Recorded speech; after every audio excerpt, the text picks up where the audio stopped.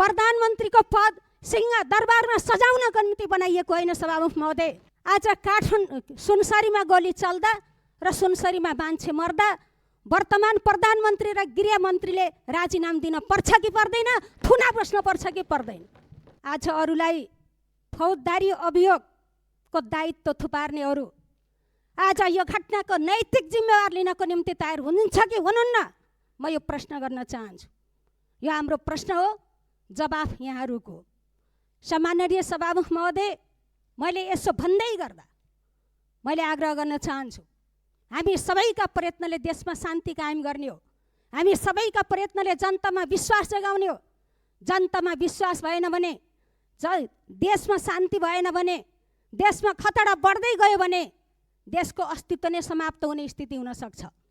तसर्थ यो विषयमा हामी सबै गम्भीर हुन जरुरी छ र हामी गम्भीर छौँ, हामी जिम्मेवार छौँ।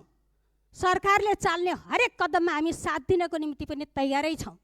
मैले यसो भन्दै गर्दा आज देशमा यो दङ्गा भइरहँदा, देशमा अशान्ति भइरहँदा यो मुलुकका प्रधानमन्त्री कहाँ हुनुहुन्छ? आज बेखबर हुनुहुन्छ। देशमा सङ्कट पर्दा, जनतालाई दुःख पर्दा, जनताका सरोकारका विषयमा आज नेतृत्व लिन तयार हुनुपर्दछ। जनताको बिचमा देखिनु पर्दछ, जनताको संवाद गर्नुपर्दछ। म यो आग्रह गर्न चाहन्छु। त्यसैले सम्माननीय सभामुख महोदय, म फेरि दोहोऱ्याउन चाहन्छु, हामी सरकारसित हात अगाडि बढाउन तयार छौँ। मुलुकलाई सुदृढ बनाउनको निम्ति, जनताको सुरक्षाको निम्ति आज हामीले सरकारसित हातेमालो गर्दै देशमा शान्ति र सद्भाव कायम गराउने अभियानमा हामी सामेल हुन तयार छौँ। सरकारले योजना ल्याओस्, सरकार त्यो ढङ्गले प्रस्तुत होस्। विगतमा योभन्दा ठुला घटना भएका हुन्। मैले स्मरण गराउन चाहन्छु, कैलालीको टिकापुर, त्यसै गरी रौतहटको गौर अनि बाँकेको नेपालगञ्ज, कपिलवस्तु, वीरगञ्ज, मोरङ लगायतका ठाउँहरूमा पनि बेला बखत यस्ता खालका घटना नघटेका होइनन्।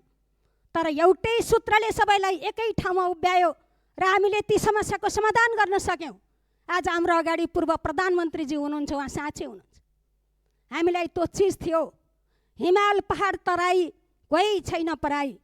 यही सूत्रले एकताबद्ध गरेर हरेक चुनौतीको हामीले सामना गर्न सकेका थियौँ। तसर्थ सम्माननीय सभामुख महोदय, आजका दिनमा पनि सरकारले भन्नुपर्दछ,